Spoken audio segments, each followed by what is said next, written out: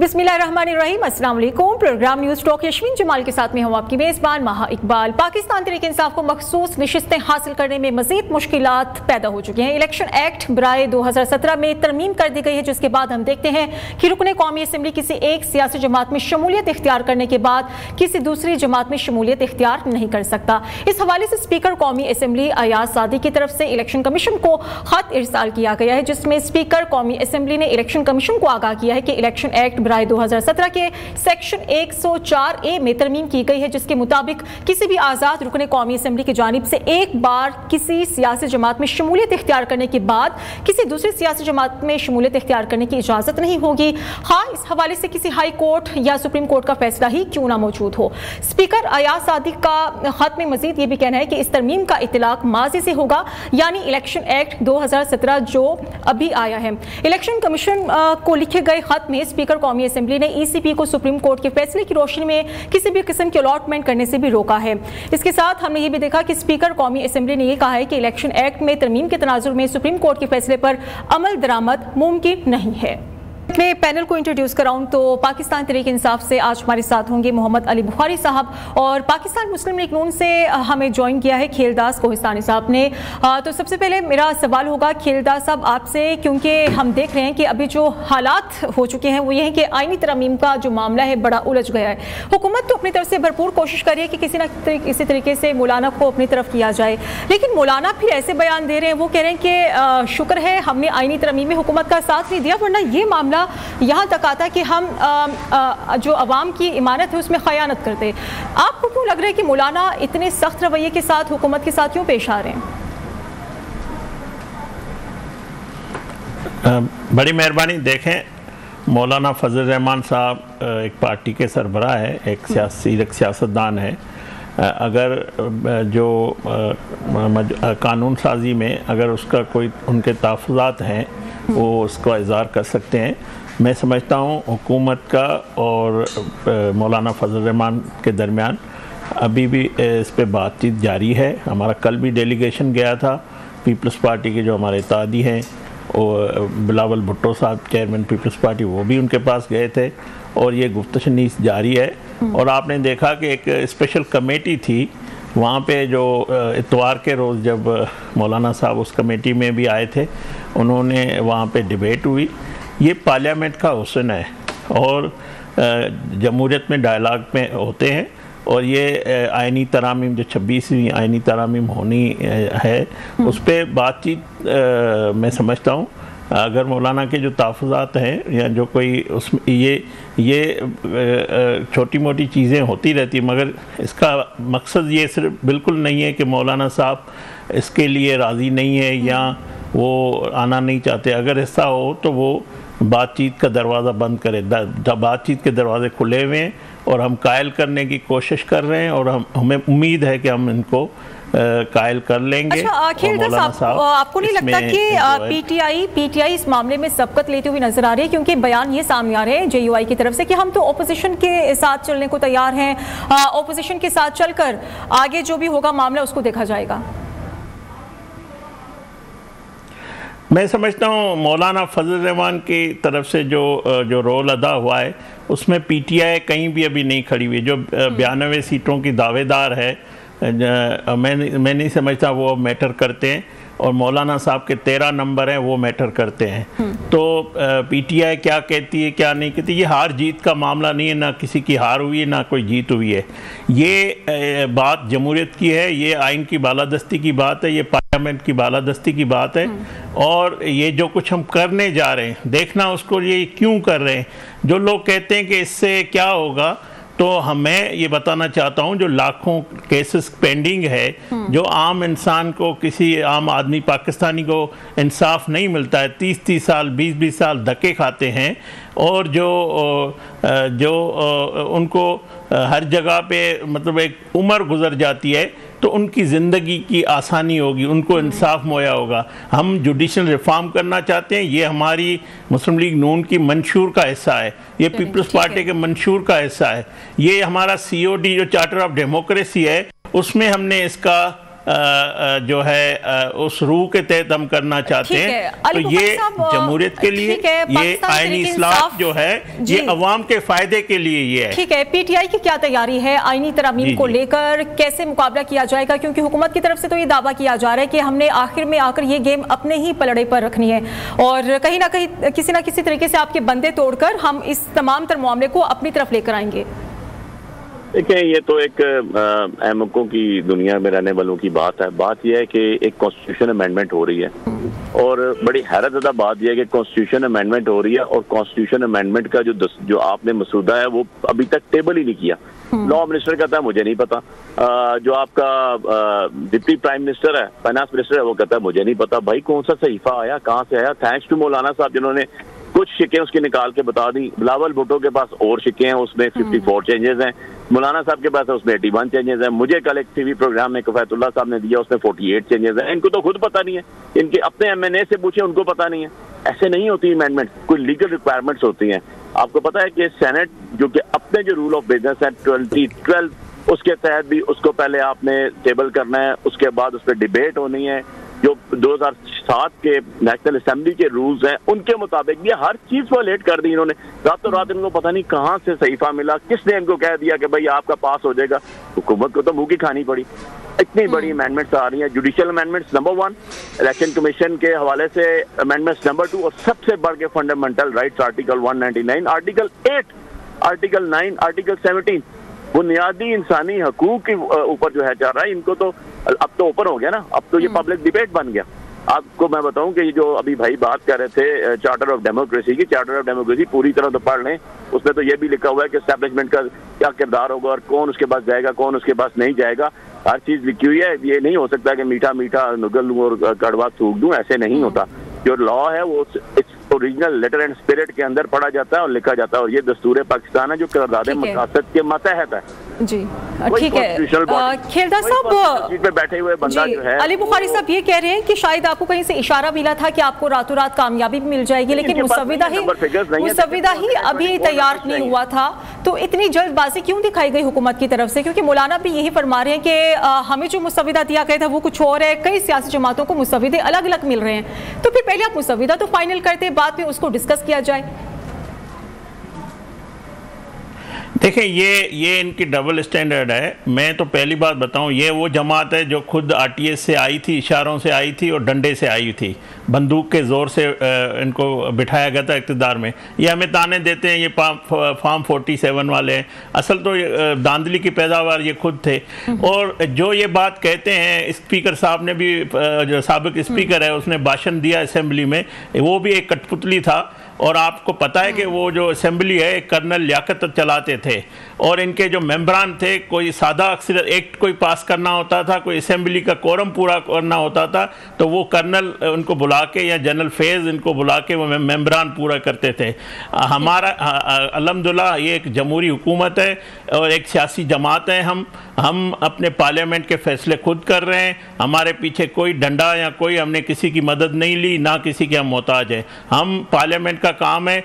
अगर जो भाई ये कह रहे हैं कि इनको किसने ला के दिया, भाई हमने कई माह से इस पे डिस्कशन पीपल्स पार्टी के दरमियान की और मौलाना साहब से हमारी जब बातें मैच्योर हुई, हमने उनसे जो इसका मसवदा तब फाइनल होता है जब आप उसमें कैबिनेट में पेश करते हैं, फिर असेंबली में लाते हैं। उससे पहले डिबेट हो रही थी, तो ज़ाहिर है पब्लिक तो हम नहीं कर सकते, हमारे जो पार्टियों के दरमियान हो रही थी और हमने 211 जो मेंबर थे हमने खुद पूरे किए थे, हमारे मेंबरान मौजूद थे। इनके तो कभी भी आए नहीं, तो ये इशारे किनारे या ये पीछे खड़ा है, ये सारा काम इनका है, हमारा ये काम नहीं है। हम जमहूरियत पे यकीन रखते हैं, पार्लियामेंट पे यकीन रखते हैं और अगर आज भी बातचीत इस पे जारी है। और ये मैं एक बात भी आपको बता दूं, COD पे इनके बानी PTI ने साइन किया हुआ है, इसी चार्टर ऑफ डेमोक्रेसी पे। हमने कहा था वोट को इज्जत दो, हमने कहा था कि ये पार्लियामेंट का तकद्दुस बहाल किया जाए, पार्लियामेंट सुप्रीम है। तो एस्टेब्लिशमेंट ने जो मौजूदा एस्टेब्लिशमेंट है, जब इनकी हुकूमत गई इन्होंने एतराफ किया, उन्होंने कहा कि हमारा सियासत से कोई मौलाना की तरफ से कल ये जो मुसविदा ये मुस्तरद कर दिया गया, आपको नहीं लगता अब तो मामला खटाई में पड़ जाएगा आपकी तरफ से? बिल्कुल नहीं, मैं आपको बताऊं, हम पूरी मुशावरत से एक दूसरे को एतमाद में लेकर ये बिल जो आईनी तरामीम है ये पेश करेंगे। हमें पूरा मौलाना के साथ हमारा एतमाद है और हमारी बातचीत कल भी मैंने आपको बार बार बता रहा हूँ, हमारी कल भी गुफ्तगू हुई है, आइंदा भी गुफ्तगू हुई है, हमारे दरवाजे एक दूसरे के लिए खुले हुए हैं। मैं सिर्फ ये कह रहा हूँ कि ये जो बानी PTI अपनी साइन की तो लाज रखे जो उन्होंने कौम के सामने इतने बड़े चार्टर ऑफ डेमोक्रेसी पे साइन किया था। जो बात ये कह रहे हैं, इस्टेब्लिशमेंट बार बार कहती है हमारा किसी सियासी जमात से ताल्लुक़ नहीं है, हम हुकूमत जो इंतज़ामी मामलात होते हैं उनके साथ, उनको जो भी हुकूमत है उनको सपोर्ट करते हैं। आज तो भी ये बात समझ नहीं आ रही कि मौलाना तो हिजरत कर गए इस्लामाबाद से मुल्तान की तरफ कुछ दिन के लिए, गालिबन 10-15 दिनों के लिए, फिर आप किससे डिस्कशन करेंगे? मैं आपको बताऊं, अभी देखें ना, सेशन ख़त्म हो गया, वज़ीर आज़म साहब UN के वहाँ जा रहे हैं विज़िट पे, और ये अब सितंबर के एंड और अक्टूबर के फर्स्ट वीक में आईनी तरामीम होनी है। इसमें हमारी गुफ्तगू जो हमारे जो है उनके दरमियान, मौलाना साहब उसके दरमियान जारी है, वो बातचीत ख़त्म नहीं हुई है। अब ज़ाहिर है 1-2 दिन की एमरजेंसी नहीं है, इसमें हमारे पास वक्त मौजूद है। मौलाना को राज़ी करेंगे, उसको एतमाद पूरा दिलाएंगे। हम जो COD में है सब यही चाहते हैं, सब आइन की बालादस्ती चाहते हैं, सब चाहते हैं आइनी अदालतें भी हो। तो कोई इख्तलाफ अगर छोटी मोटी चीज़ों में है, खेलदा साहब, हम ठीक है, आप कोशिश तो करें कि मौलाना को मनाने, लेकिन ये भी तो बता देना कि PTI के कितने बंदों को आपने तोड़ा है, कितने बंदों को राज़ी करने में कामयाबी मिली नून लीग को?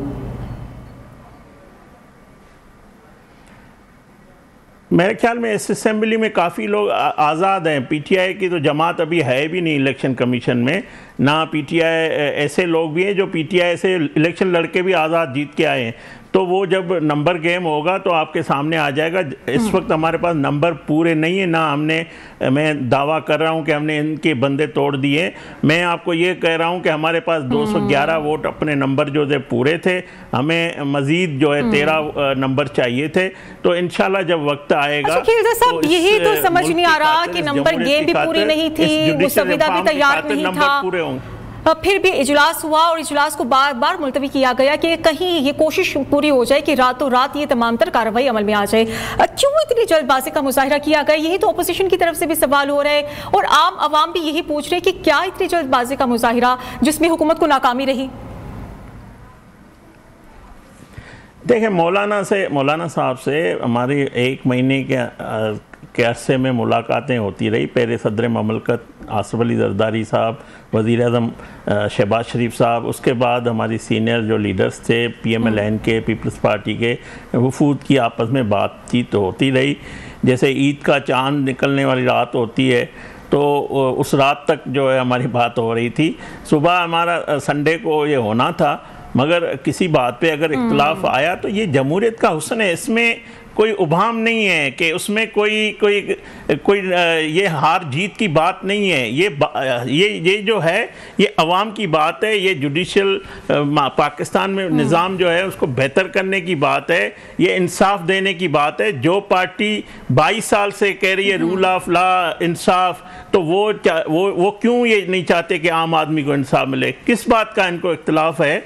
जो मुझे तो ये भाई कह रहे कि बुनियादी हुकूक, भाई आपके दौर में जो है ट्रायल हुआ है मिलिट्री कोर्ट का, आपने किया है, आपके दौर में हुआ है, तो आप किसको समझा रहे हैं? आपने कानून एक बनाया, आपने सब कुछ किया, तब आपको सब ठीक लग रहा था। तो मैं समझता हूँ इनको, हम PTI को मैटर हमारे लिए नहीं करती है, हम उसको अहमियत भी नहीं देते हैं, ना ही ये अब इनकी जमात इतने नंबर होने के बाद भी अनरिलेवेंट है। इस वक्त अपोजिशन मौलाना फजल रहमान साहब कर रहे हैं और हमें खुशी है कि मौलाना फजल रहमान साहब दीरक सियासतदान हैं। कोस्तानी साहब तो आपको अपोजिशन में मानते भी नहीं, वो ये कह रहे हैं कि PTI की कोई हैसियत ही नहीं है, कोई जमात ही नहीं है और ये तुम्हारी सियासी हरीफ ही नहीं है। देखिए जी, इनसे तो आपने जो सवाल चना पूछा है, जवाब बाजरा आया, इनके पास तो कोई नॉलेज ही नहीं है। बिल्कुल, मैं तो कहता हूँ जी कि मुझे बड़ा अफसोस हुआ है इस तरह के स्टेटमेंट देने पे, खुद जनरल जलानी की पैदावार हैं और दूसरों को कहते हैं हमने तो 26 साल स्ट्रगल किया है। आज भी बाप भाई बेटा चाचा मामा बेटी सब हारे हुए बैठे हैं। आज भी फॉर्म 47 आज की डेट में इस्लामाबाद की सीटों पे ऑर्डर हुआ है और वहां से इनके मैनेज भागे नहीं दे सके। They have nothing to do it. ना लोगों में जा सकते हैं, ना जनाजे पढ़ सकते हैं, ना शादियों में इन्वाइट कर सकते हैं। इनकी तो ये वैल्यूज है। इनको क्या लगे अवाम के पास, क्योंकि ये तो चोर रास्ते से आए हुए हैं, इनके पास तो और ऑप्शन है ही कोई नहीं तो बूट पॉलिशिंग के अलावा। This is the true picture. अब कोई ना माने तो ना माने, उंगली के पीछे सूरज नहीं छुपता, नंबर 1। नंबर 2 चीज ये है कि सारे रूल्स इन्होंने वायलेट किए हैं। जो ह्यूमन राइट्स का आर्टिकल 199 किया इन्होंने पढ़ा नहीं है शायद।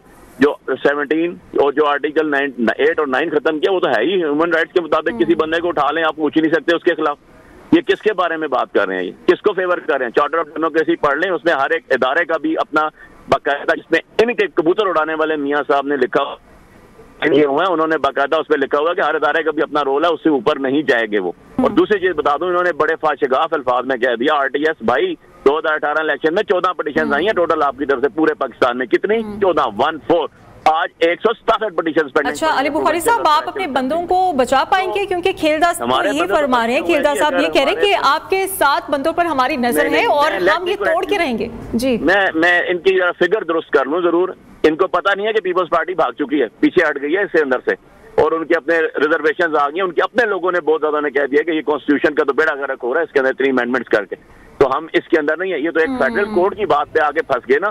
फेडरल कोर्ट के अलावा 3 चीजों पे इन्होंने डायरेक्टली अटैक किया हुआ है। नंबर 1 जो आपके फंडामेंटल राइट्स हैं।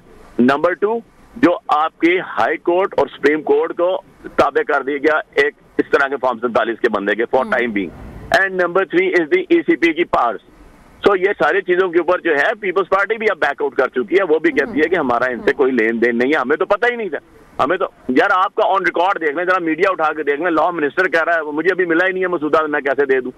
ये इनकी हकीकत है। अब इसको ये जो मर्जी करें, मैं जो बातें आपसे कर रहा हूँ इस फैक्ट्स की बातें हैं, ये कोई अपने पास ही नहीं करो। जाए जरा रिकॉर्ड उठा के देख लें, अब 2 दिन पहले के अपने मीडिया की रिकॉर्डिंग उठा के देख लें कि लॉ मिनिस्टर साहब कह रहे हैं मुझे तो पता ही कोई नहीं है। आज आपको पता है कि पूरा एक इज्तिमा हुआ लाहौर में, लॉयर्स कन्वेंशन हुआ, उसके अंदर बड़ा तरीके से एक चीज समझा दी। अच्छा अली बुखारी साहब, आप भी तो अपनी तैयारी दिखाएं ना, अपने बंदों को बचाने की कोशिश करें, KPK ले जाएं, फिर बाद में आप दुहाइयां देंगे कि हमारे बंदे टूट गए और नून लीग कामयाब हो गई। बिल्कुल भी नहीं है, ऐसी बात बिल्कुल भी नहीं है।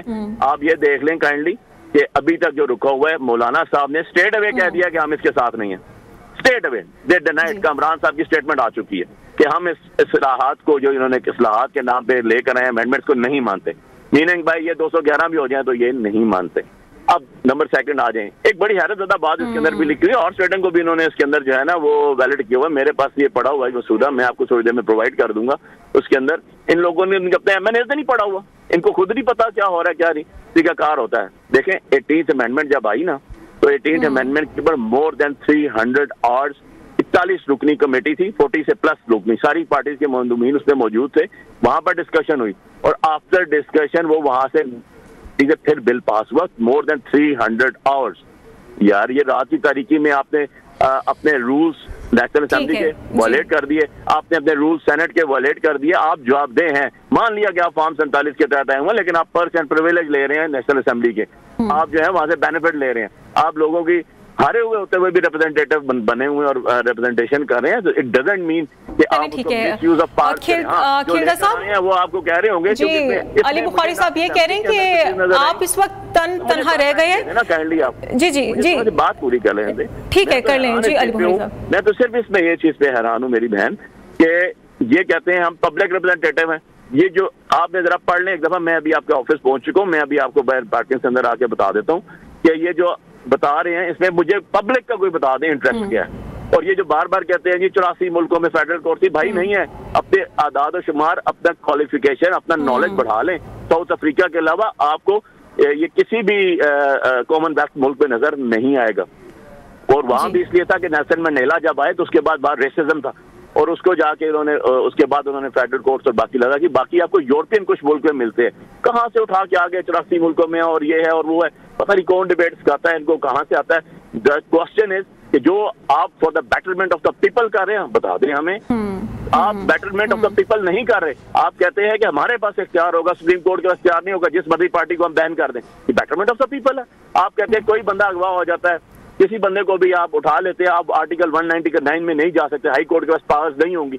ये आप लोगों के लिए अच्छा कर रहे हैं। और गॉड सेक ऐसे नहीं होता, ये क्या मतलब। ठीक है खिलदा साहब, अली बुखारी साहब ये कह रहे हैं कि अगर अवामी मफाद के लिए सब किया जा रहा है तो हमें बता दें, क्योंकि आप इस वक्त पाकिस्तान पीपल्स पार्टी की तरफ से भी महरूम हो गए, ना मौलाना आपका साथ देने को तैयार हैं, क्योंकि पाकिस्तान पीपल्स पार्टी के रहनुमा रमेश कुमार भी कह चुके हैं कि हमें ये सिस्टम ज्यादा चलता हुआ नजर नहीं आ रहा। और फिर हुकूमती अरकान की तरफ से भी ये आवाजें आना शुरू हो गई है। मंसूर अली शाह,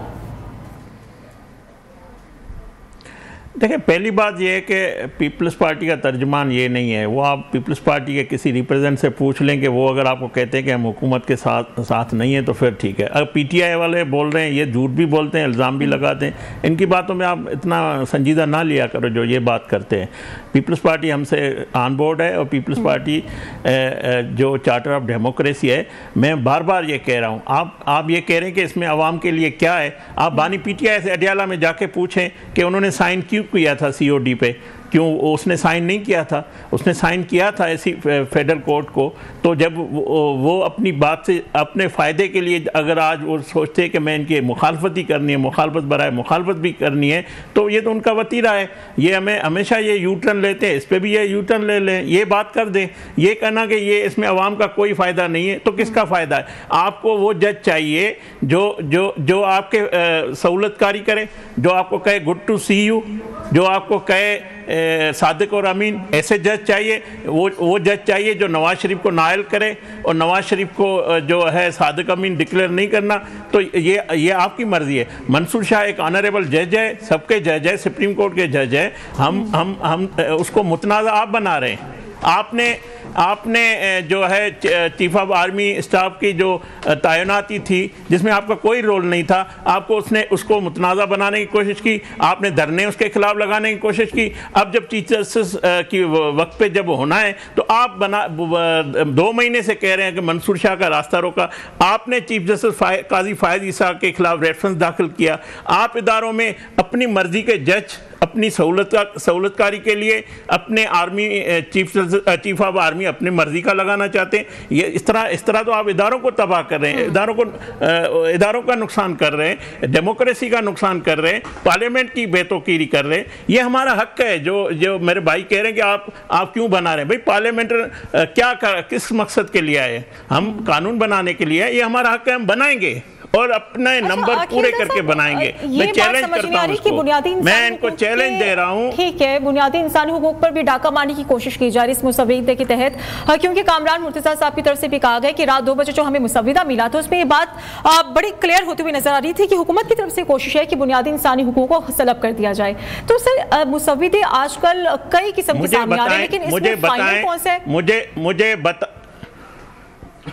मुझे ये बताएं, बरतानिया में फेक न्यूज़ पे इंतशार फैलता है, वहाँ पे 3 दिन में अदालतें इंसाफ मुहैया करती है, वो मामला हल हो जाता है। अमेरिका में अगर कोई रियासत पे हमला करता है 3 महीने में उनको सज़ाएं हो जाती है, या 9 मई में 1 साल हो गया है। हमारी अदालतों में जो इंसाफ का मेयार है वो आज तक न उस रियासत को, ना पाकिस्तान के 25 करोड़ आवाम को 9 मई में इंसाफ दे सकी है।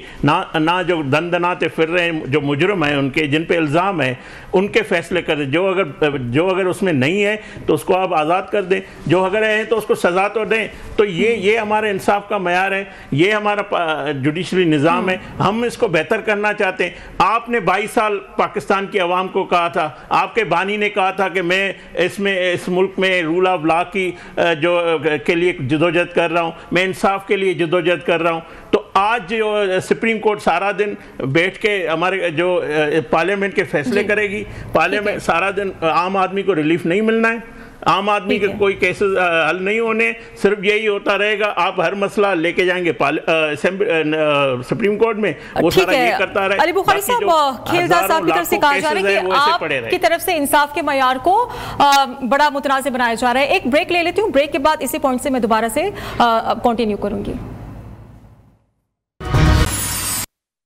वेलकम बैक नाजरीन। खेलदा साहब, जो मामला उठाया जा रहा है ओपोजिशन की तरफ से, वो ये कह रहे हैं कि अगर आपने आईनी अदालत बनानी ही है तो फिर आप सुप्रीम कोर्ट के अंडर लेकर आए, लेकिन आपकी तरफ से कोशिश की जा रही है कि अदालत के ऊपर एक और अदालत बना दी जाए। इस तरह से तो फिर आप अदालती निज़ाम को बेहतर करने की बजाय उसे इफेक्ट कर रहे हैं। हम पार्लियामेंट को मजबूत कर रहे हैं और जमहूरियत को मजबूत कर रहे हैं। हम कोई ऐसा गैर कानूनी गैर आइनी काम नहीं करने जा रहे हैं। ये मैंने पहले भी कहा, ये हमारा हक है कि हम कानून बनाएं। और आज अगर हमारी हुकूमत, कल अगर हमारी हुकूमत नहीं होगी, अगर इनकी हुकूमत आई तो ये उनके अंडर भी होगा। तो ये एक मुंतखब वज़ीर आज़म होता है, एक सदर ममलकत मुंतखब होता है, तो ये कोई अनडेमोक्रेट लोग नहीं होते। तो मैं समझता हूँ इस पर मैं बार बार कह रहा हूँ, इनकी खुद के इनके बानी PTI के साइन है, इसमें कोई ऐसी बात नहीं है जो सुप्रीम कोर्ट को नीचा करना, ऊपर करना, ये कोई ऐसा बात नहीं है। सुप्रीम कोर्ट का अपना रोल है, वो अपना रोल अदा करती रहेगी। इस सुप्रीम कोर्ट का क़याम भी इसी आइन 1973 के आइन के तहत आया है, उसी के मातहत आया है।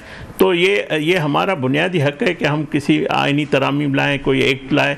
और जो बात आप बार बार कह रही हैं कि आपके पास नंबर नहीं है, मैं आपको आज अभी ये भी बता दूं, इलेक्शन जो हमने इलेक्शन एक्ट दोबारा जो उसमें जो चेंजिंग की है, उसके बाद ये जो रिजर्व सीटें हैं ये हमारा हक है।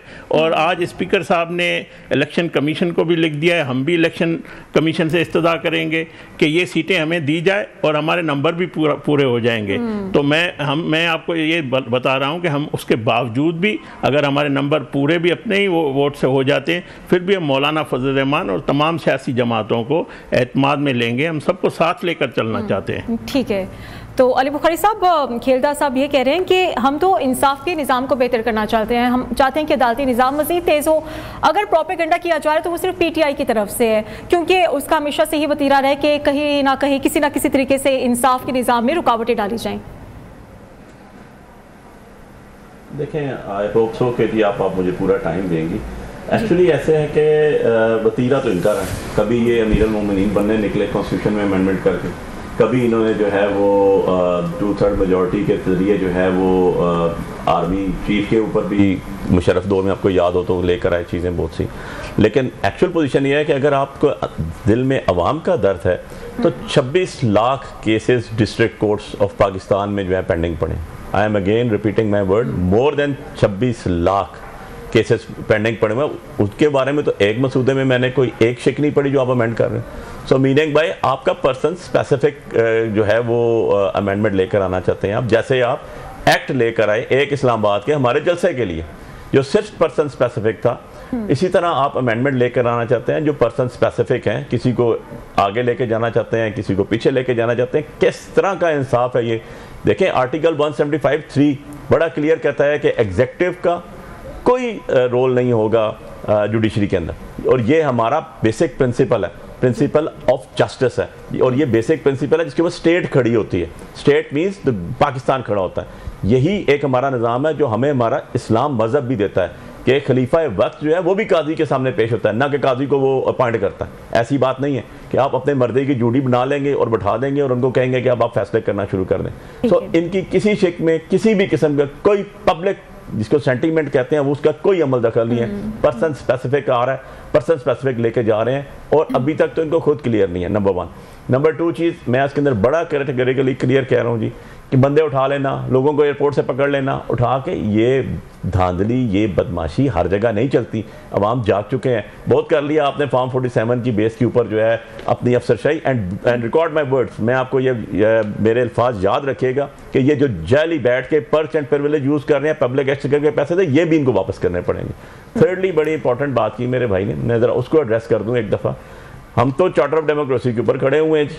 चार्टर ऑफ डेमोक्रेसी में कौन नहीं खड़ा हुआ? आप किन किन इदारों में कौन कौन से प्राइवेट चेयरमैन लगे हुए हैं, कौन कौन से सर्विंग चेयरमैन लगे हुए हैं, ज़रा खुद उठा के देख लें। आपकी गवर्नमेंट है, सो कॉल्ड गवर्नमेंट ही मैं कहूँगा, लेकिन आप पिछले 2.5-3 साल से बैठे हुए हैं। यही केयर टेकर गवर्नमेंट थी, यही PDM की गवर्नमेंट थी, और यही आज आपकी हुकूमत है उसके साथ। अब आ जाती है आपकी नंबर गेम्स।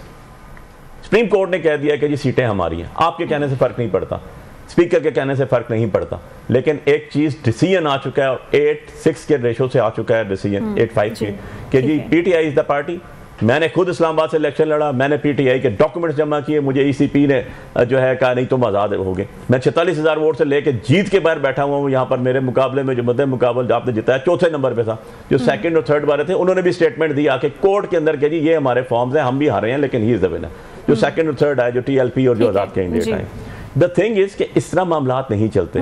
इस तरह बदमाशी चल सकती है, लेकिन इस तरह कॉन्स्टिट्यूशनल अमेंडमेंट्स नहीं होती। कॉन्स्टिट्यूशनल अमेंडमेंट्स होती है डिबेट के बाद, उसके भी तरीकाकार है। आपने टेबल करना है, 3 दिन के अंदर आपने उसको फॉरवर्ड होगा, हर बंदा पढ़ के आएगा, उसके बाद उस पर डिबेट करेगा, फिर आगे चलेगा, कमेटी को जाएगा, कमेटी रेफर करके वापस भेजेगी। भाई हर चीज की तो धज्जियां उड़ा दी आपने, इस तरह मामलात नहीं चलते। आपने किया क्या, मैंने आपको बताया ना कि आपने सबसे पहला जो कदगन लगाया वो आपने किस पे लगाया? मौलाना साहब के साथ मैं 1-2 प्रोग्राम्स पे, फैतुल्लाह साहब के साथ भी था, उनकी पार्टी का भी बड़ा क्लियर स्टांस है, ये बड़ा ही क्लियर स्टांस है, हमारी पार्टी का भी बड़ा क्लियर स्टांस है। आप किस तरह लोगों के फंडामेंटल राइट्स को कर सकते हैं? और आपका ये जो कहना है कि पार्लियामेंट सब कर देगी, पार्लियामेंट में इख्तियार है, नहीं है, ऐसी बात नहीं है। आर्टिकल 25 है, equality before the every citizen before the court of law and before the possible Pakistani बस हक है। क्या आप ये कानून बना सकते हैं कि ख्वातीन को जो है वो तालीम से रोक दिया जाए? नहीं बना सकते, क्योंकि आप सारे ऑब्जेक्टिव रेजोल्यूशन के अंडर आते हैं। नंबर 2, दूसरी बात ये है कि कॉन्स्टिट्यूशन सीट्स पर बैठे हुए लोग, जैसे ये कहते हैं ना कि हम पार्लियामेंटेरियंस हैं, मैं तो सो कॉल्ड ही कहता हूँ और हैं भी सो कॉल्ड, और जैसे कोई सुप्रीम कोर्ट की जस्टिस की सीट पे बैठा हुआ, जैसे कोई ईसीपी की सीट पे बैठा हुआ, ये सारे के सारे ठीक है। अली बुखारी साहब, आप ये कहना चाह रहे हैं कि ये मामलात ऐसे नहीं चलने चाहिए? जी, आप बिल्कुल ठीक कह रहे हैं कि मामलात ऐसे नहीं चलने चाहिए, क्योंकि आईनी तरमीम करें तो इसका प्रॉपर क्राइटेरिया होता है, पहले आप उसको फॉलो करें। बिल्कुल ठीक है। खिलता साहब टाइमिंग का भी हवाला दे रहे हैं, वो कह रहे हैं कि आप जाती मफाद की खातिर ये सब कुछ करें, जो भी ये कॉन्स्टिट्यूशनल अमेंडमेंट्स आ रही है वो तो जाती मफाद के लिए की जा रही है, इसमें अवामी मफाद कोई नहीं है। साथ साथ वो ये कह रहे हैं कि टाइमिंग्स बड़ी मैटर कर रही हैं। तो सर आपको क्या लगता है कि हुकूमत की तरफ से इस तरह का इकदाम उठाया जाना तो तीर तो आप पर बरसेंगे फिर? देखे, कोई भी हम अगर हमारा इजलास रखा हुआ था, हमारी कैबिनेट भी अनाउंस थी कि होनी है, जब इख्तलाफ राय आया ना वो मसौदा कैबिनेट में नहीं गया, वो असेंबली में नहीं आया, ज़ाहिर है उस पर इख्तलाफ राय आया, हमने उसका एहतराम किया और हम आज भी मैंने बताया कि बातचीत कर रहे हैं। ये मसौदा बना नहीं है, अपने तरफ से फेक चीज़ें बना के कोई अपनी मर्ज़ी की बात कर रहा है, कोई अपनी मर्ज़ी की।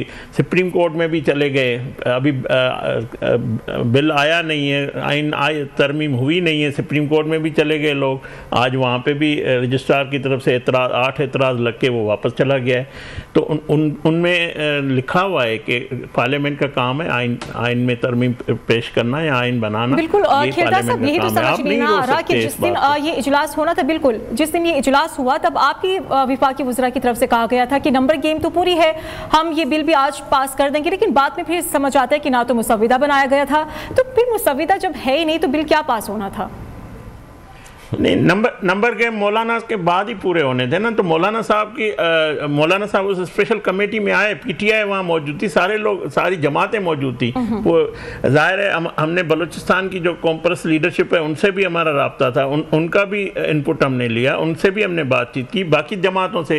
ये एक मुस्लिम लीग नून के पास 2/3 मेजॉरिटी नहीं है ना, ज़ाहिर पीपल्स पार्टी हमने मिल के ये सारी करने जा रहे थे। तो यही तो हम कह रहे हैं कि अगर कंसेंसस नहीं हुआ तो हमने पेश नहीं किया, कल अगर हो जाता है तो हम पेश करेंगे। ये तो हमारा हक है, ये तो जमहूरियत है या नहीं है? ये कहेंगे कि नहीं आप बात ही नहीं कर सकते, आप पेश नहीं कर सकते। और जो मेरे भाई अली साहब कह रहे हैं कि ये फॉर्म 47 वाले जाली है, ये देखें इनका एक तरीक़ेकार है। ये 35-75 जब 2013 में हमें इतना बड़ा मैंडेट मिला तब भी इन्होंने नहीं माना, सुप्रीम कोर्ट से फिर बाद में फैसला आया, इन्होंने प्रोपेगेंडा करते रहे, ये इल्ज़ाम लगाते रहे, ये चोरी का इल्ज़ाम लगाते रहे। फिर जब खुद उस तरीके से आए और 3.25 हमने इनको बर्दाश्त किया, इस मुल्क के खातिर, इस मुल्क की मईशत के खातिर। हमने कहा आए चार्टर ऑफ इकानमी करें, हम आपको आज भी कहते हैं आप बैठें बातचीत करें, मगर ये तरीके का नहीं है कि आप कुछ नहीं कर सकते, आप जालिए तो जालिए। तो ये प्रिविलेज जिसका आप मुझे ताना दे रहे हैं कि ये प्रिविलेज ले रहे हैं, नहीं लेना चाहिए, तो आपके खुद जो MNAs हैं वो किस हैसियत में ले रहे हैं? कमेटियों में बैठे हुए हैं, प्रोटेक्शन ऑर्डर देते, इसी स्पीकर के पास जाते हैं, तो जाहिर है उसको मानते हैं, तस्लीम करते हैं, उसी को आपने अपोजिशन लीडर लिया हुआ है। तो आप ये कहते रहें कि ये जाली है, मगर उसका हिस्सा आप हैं, उस असेंबली का 16वीं असेंबली जो है उसमें आप बैठे हुए हैं, आपके लोग बैठे हुए हैं। तो आप कहेंगे मैं चोर हूं, मैं कहूँगा आप चोर हैं, तो इसका हल नहीं निकलेगा। ठीक है, एक ब्रेक ले लेती हूँ, ब्रेक के बाद इसी पॉइंट से मैं दोबारा से कंटिन्यू करूंगी। Welcome back. नाजरीन, अली बुखारी साहब इल्जाम तराशी से बाहर निकलना होगा, बिल्कुल आवाम को फायदा होना है। मसाइल को अगर करें आप हमसे नेगोशिएशन आप बात करें, ये कह रहे हैं कि आप बात करें, मुज़ाकरात की तरफ आए, डायलॉग की तरफ आए, इल्जाम तराशी से बाहर निकल आए। जमहूरियत के लिए कुछ करना चाहते हैं तो आप बात करें, दलील से बात करें। हाँ, जाली है, चोर है। बड़ी सिंपल सी बात है। बिल्कुल हम असेंबली में बैठे हुए हैं, हमारे 91 मेंबर्स असेंबली में बैठे हुए हैं। जरा बता दें उन 91 में से कितनों के खिलाफ पिटीशन पेंडिंग पड़ी हुई है? नील। आपके जो बैठे हुए हैं, आपके 80 से ज़्यादा लोगों के खिलाफ पिटीशन है। आज इस्लामाबाद हाई कोर्ट ने इस्लामाबाद की हमारी 3 सीटों के ऊपर ECP का ऑर्डर कल अदम करार दिया ट्रांसफ़र के लिए, और आपको 6 महीने में ख़त्म होना था। आ जाएं यार, हम तो ये नहीं कहते। आप लोगों को पिटीशन पेंडिंग पड़ी हुई है, नंबर 1। नंबर 2 चीज़ यह, बिल्कुल हम जब भी बात करने के लिए तैयार हैं, बात करें ना, यहाँ से बात करते हैं। हमारे लीडर इमरान खान साहब जेल में है, वो भी कहते हैं ओके जी लोगों की बताई करनी है, हम बात करते हैं, आप 3 पर्चे नहीं दे देते हैं। जलसा हम करते हैं, मैं इस्लामाबाद में बैठा हूँ, जलसे के बाद यहाँ पर F6 में बैठा हूँ, मेरे पे पर्चा हो जाता है। यार इस तरह बातचीत होती है, इस तरह बातचीत नहीं होती। इस तरह 2 चीजें होती हैं, या तो आप रबड़ स्टैंप है, पपेट है, आपके पीछे कोई और है, या आपकी अपनी वैल्यू कोई नहीं, आप बातचीत कर नहीं सकते या करना चाहते ही नहीं है, क्योंकि आपको पता है कि आप गलत तरीके से हैं। नंबर 3, मेरे भाई ने 2013 की बात की, 35 पंचर भाई, 4 सीट्स खुली थी सुप्रीम कोर्ट के ऑर्डर पे, ख्वाजा साद वाली, सरदार रियाज सादक वाली, सारी भी आपकी सीटों के ऊपर धांधली निकली और दोबारा री इलेक्शन हुआ था। कौन कहता है गलत था? आप लोग गलत थे उस टाइम भी। 2018 के इलेक्शन पे आ जाए, 14 सीट्स के ऊपर सिर्फ पिटीशन पेंडिंग थी, आज 167 पेंडिंग पड़ी हुई हैं। किस तरह बात करते हैं? ये इलॉजिकल बात होती है। आप अमेंडमेंट्स लेकर आ रहे हैं, कॉन्स्टिट्यूशन अमेंडमेंट्स लेकर आ रहे हैं, आप एक्ट इतने लेकर आ गए, पर्सन स्पेसिफिक जलसों के ऊपर, एक दिन का जलसा होता है उसके ऊपर आप एक्ट लेकर आ गए, एक इजलास में 6-6 करोड़ रुपया, 7-7 करोड़ रुपया आवाम का आप खर्च कर देते हैं और लेकर आ जाते हैं। आज आप अमेंडमेंट कर रहे हैं, आपका मसूदा जो बाहर आया, ये मौलाना फजल रहमान साहब, अल्लाह उनका भला करे, उनकी वजह से बाहर आया। उन्होंने मांगा, उन्होंने कहा ये क्या हो रहा है, ये तो ये चीज़ें हैं। और बिलावल भुट्टो जरदारी साहब जब आ गए, उन्होंने वो भी हमसे शेयर किया कि उन्होंने वहाँ क्या कहा। जो आपके शहबाज शरीफ साहब गए, उन्होंने भी बताया कि उन्होंने वहाँ पर क्या कहा और किसके पास कौन सा मसूदा था, किसके पास कौन सा था। मैं अगेन रिपीटिंग माई वर्ड, आप मीडिया को उठा के देख लें ज़रा, आप लॉ मिनिस्टर से पूछें, वो कहता है मेरे पास आएगा मैं दूंगा। यार फॉर गॉड सेक, पाकिस्तान के लोगों का मुस्तकबिल आप दाव पे लगाने जा रहे हैं और इतना बड़े डिसीजन कर रहे हैं। नहीं आपसे होता, नहीं आप इस काबिल, इनकॉम्पिटेंट हैं आप, या आप फॉर्म 47 की पैदावार हैं या ब्लैकमेल। अली साहब, आपके रहनुमाओं की तरफ से, जी अली साहब, आपके रहनुमाओं की तरफ से ये मुतालबा किया जाना कि आईनी तरमीम तभी पास होंगी जब हमारे बानी को रिहा किया जाएगा, फिर दूसरी तरफ से ये आवाज़ें आना शुरू हो जाती है कि आप NRO मांग रहे हैं। हमने NRO कभी नहीं मांगा जी। हमें आज 1.25 साल, दूसरा साल स्टार्ट हो गया, अल्लाह के हुक्म से हमें कोर्ट से रिलीफ मिल रहा है। सारे केस झूठे साबित हुए, एक केस प्ली नहीं कर सके। और ये जो 9 मई का रो रहे हैं भाई, हम तो ओपनली कह रहे हैं, हमारे बानी ने, हमारे लीडर इमरान खान साहब ने खुद कहा कि मैं, आप लगाएं CCTV वीडियोस निकाल लें, उनको एविडेंस का हिस्सा बना दें, JAT बना दें ना भाई। JAT जो लोग मौजूद थे, जो हमारी पार्टी के थे, हमारे लीडर इमरान खान साहब ने वाशगाफ अल्फाज में प्रेस के सामने कहा मैं उनको निकाल दूंगा। और क्या चाहिए, क्या करें अब हम? आपको अगर लोग वोट नहीं देते, आप लोगों के पास नहीं जा सकते। मियां नवाज शरीफ हार चुके, उनकी बेटी हार चुकी, आपने ज़बरदस्ती बैठा दिया, उनको लोग नहीं मानते, वो पब्लिक में नहीं जा सकते बगैर सिक्योरिटीज़ के, वो जनाजे नहीं पढ़ सकते, वो शादियों पे नहीं जा सकते, वो पब्लिक फेयर्स में नहीं जा सकते क्योंकि लोग उनको पसंद नहीं करते। इसमें हमारा कसूर कोई नहीं है, इसमें आप लोगों की पॉलिसीज़ हैं, इसमें आप लोगों के स्लोगन्स हैं। हम लोगों तो आज भी जेल काट रहे हैं। आज भी मैंने आपको अभी यहाँ बैठे हुए बता दिया कि 8 तारीख को जलसा होता है, 9-10 तारीख को एक FIR हो जाती है, उसमें मुझे नामजद कर दिया जाता है। यार इस तरह तरीका कार चलते हैं, कोर्ट की बात जाती है, वही FIR पार्लियामेंटेरियन। ठीक है, तो खिलदा साहब ये रवैया तो ठीक नहीं है ना। एक तरफ आप मुज़ाकरात की दावत देते हैं, बातचीत की दावत देते हैं, फिर अगले दिन आप पर्चे भी काटने शुरू कर देते हैं, जैसे कि अली बुखारी साहब भी कह रहे हैं। अभी लाहौर में यार, अभी जमीयत उलमा इस्लाम अभी लाहौर में करके आई है जलसा। अब हमें जलसे की इजाजत नहीं देते। यार be brave, be political people बने, आप पॉलिटिकल वर्कर बने, आप कहीं जाएं जलसा करें। हमारी गवर्नमेंट में बिलावल कराची से चले यहाँ तक साहब वसी दिली का मुजाहिरा करें ना, आप इजाजत दे दें PTI को, आराम से शो पावर करने दें। ऐसे तो नहीं होता ना। देखें इन्होंने कहा था कि हम 5 लाख बंदे इस्लामाबाद में जमा करेंगे। मेरे ख्याल में तो 5000 के अंदर थे, पर अगर 10 लाख थे, आपकी रिपोर्टिंग गलत हो गई, आपको कुर्सियां गिनी नहीं थी, हमने तो लगाई। तो मुझे ये बताएं, अगर जलसे में बैठकर आप रियासत के खिलाफ बात करेंगे, इदारों के खिलाफ बात करेंगे, मेरी तकरीर तो मैं आपकी तकरीर, आप अपने वज़ीर आला की गुफ्तगू सुन लें, निकाले, मैं आपको मरियम भी निकाल के, आप वज़ीर आला की गुफ्तगू निकाल लें, आप अपने वज़ीर आला की पूरे पाकिस्तान ने कंडेम किया है, और आपने सहाफ़ियों को गालियां दी, सियासतदानों दी, इदारों को दी, आपने ISPR के खिलाफ बात की, आपको फितना फसाद फैलाने की हम इजाजत नहीं देंगे। हमने मौलाना वीडियोस लगाई, लाहौर आपने मरियम को जेल में रख के हमने बनाया ना केस, उसके वालिद के सामने उसको आपने गिरफ्तार किया, आपने राना सनाउल्लाह को हीरोइन के केस में गिरफ्तार किया। आज आप कहते हैं मेरी बात सुनिए, आपने राना सनाउल्लाह का जब केस बनाया तो आप MNA ने राना सना उस वक्त आपने असेंबली में आपके मिनिस्टर ने बैठ के कसम खाई और जो कस्में खाकर कहा कि ये हीरोइन के केस में जो मलवस है। आज आप कहते हैं वो जनन ने बनाई, बाजवा ने बनाया, हमने नहीं बनाया। तो वो आप ऑन करें उसको। आपने मरियम के खिलाफ केसेस बनाए, शहबाज शरीफ के, अगर आपके पास कोई सबूत थे, कोई जुर्म था, आप साबित करते। 4.5 साल हमने भुगताया आपको, बिल्कुल गलत बात है, हमने आपको भुगताया। ठीक है, अगर आप जलसा करें आपको ये हक नहीं है कि आप रियासत के हमले करें, खिलाफ बातें करें, इसका हक हम आपको नहीं देंगे। ये है कि हुकूमत की तरफ से इजाजत मिलती है या नहीं 21 सितंबर के जलसे को लेकर, क्योंकि पाकिस्तान तहरीक इंसाफ भी मजीद है, वो कहते हैं कि जो भी रुकावट खड़ी कर दी जाए, हम हर हाल में अपना पावर शो करने आ रहे हैं लाहौर। अब देखना यह कि हालात किस करवट को जाते हुए हमें नजर आएंगे। प्रोग्राम का वक्त खत्म हो गया है, मुझे इजाजत दीजिए, अल्लाह हाफिज।